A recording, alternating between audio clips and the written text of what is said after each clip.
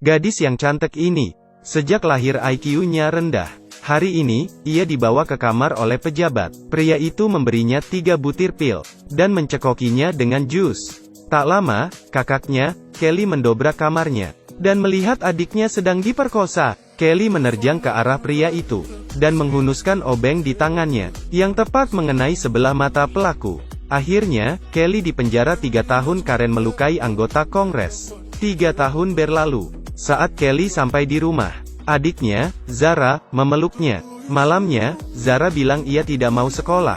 Kelly berpikir mungkin Zara tertekan, dan memintanya untuk berjanji melanjutkan sekolah.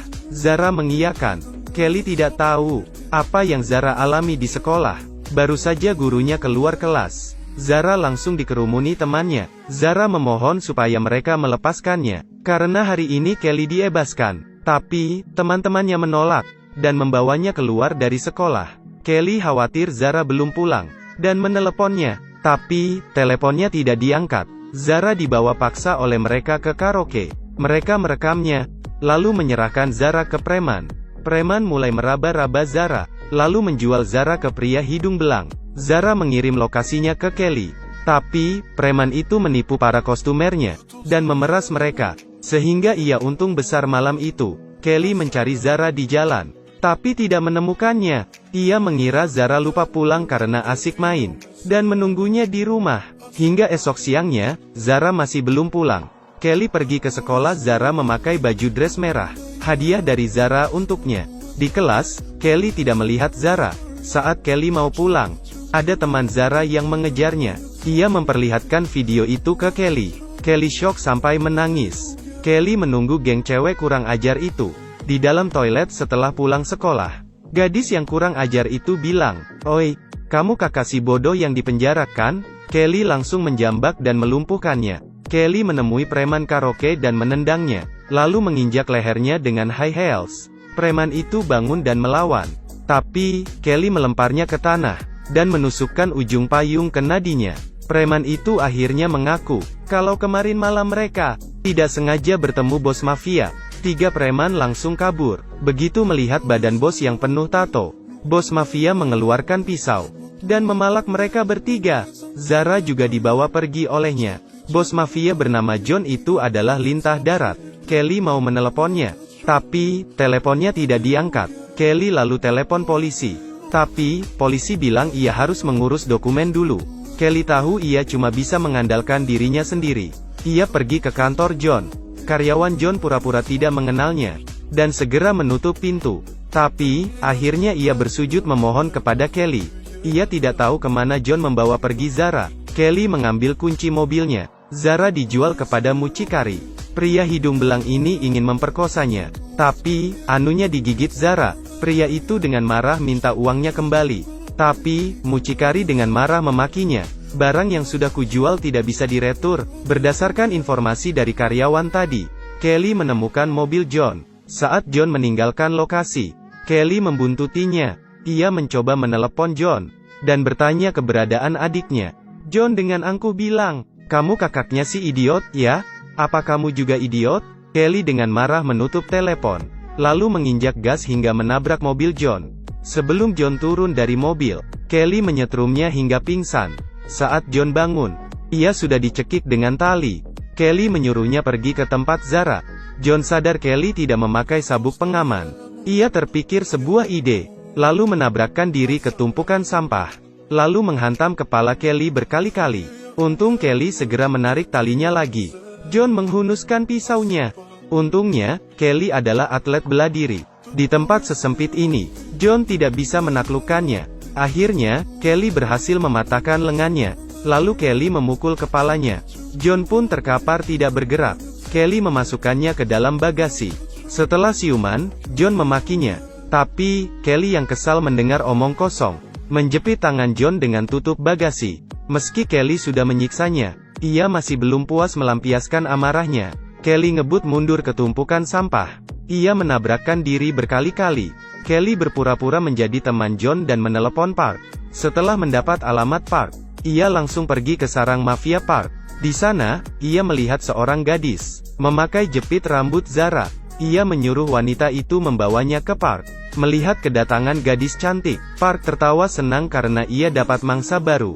Ia mau memukul Kelly dengan asbak, tapi Kelly mengelak dengan cepat. Park lalu memungut pisau di lantai dan menyerang Kelly. Tapi pisaunya mengenai tas Kelly. Meski Kelly menghajarnya seperti kesetanan, Park terus melawan. Kelly mencekiknya dengan kedua kakinya. Wanita tadi sampai kaget. Ia cuma bisa berdiam di pojok. Sebenarnya, ia menyuruh Zara untuk menelepon kakaknya. Tapi, tidak ada orang di rumah. Jadi, Zara yang bodoh menelepon supermarket. Yang menangkat adalah Pak Tua. Tapi, yang datang malah anak muda. Kelly pergi ke supermarket itu. Pak Tua tidak mengaku.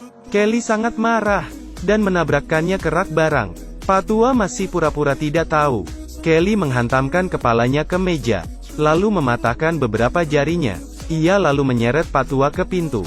Pak Tua tetap ngeyel. Kelly menjebretkan tangannya di pintu sampai remuk. Lalu, jebretan kedua. Akhirnya, Pak Tua mengaku. Setelah ia menerima telepon, ia memberikan telepon Zara ke fotografer. Wirklich sehr leid. Mir tut es auch leid.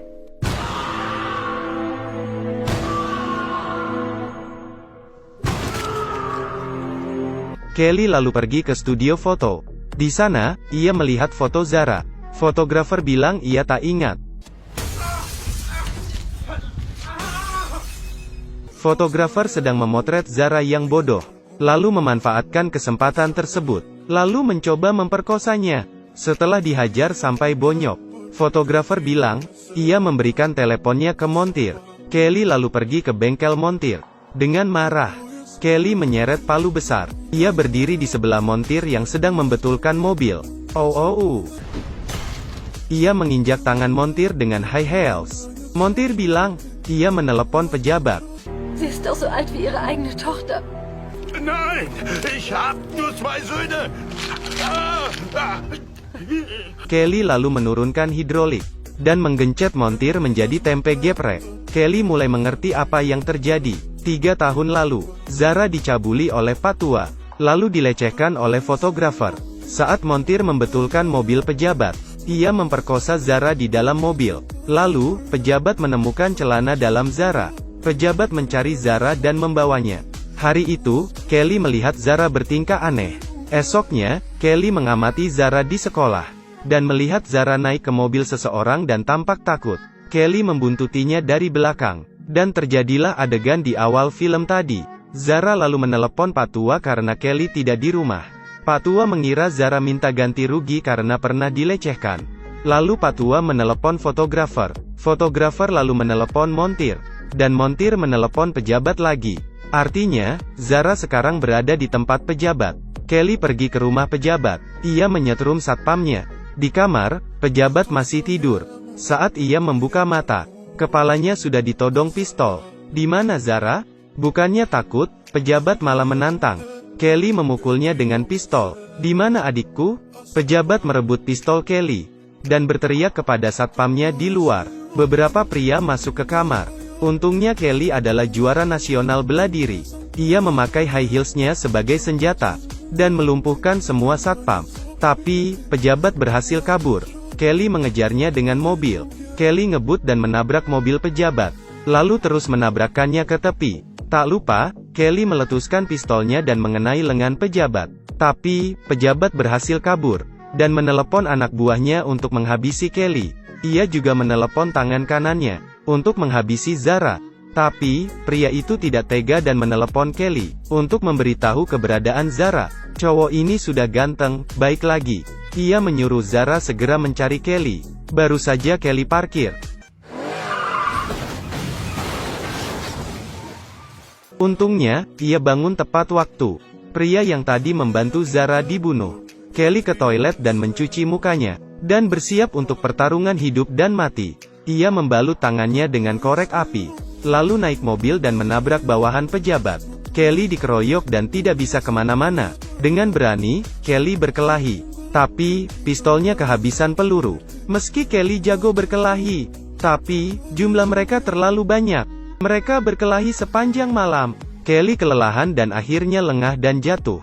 Saat ia melihat Zara yang kesakitan, semangat juangnya membara lagi. Ia merebut pisau preman, dan menjelma menjadi Dewi Neraka.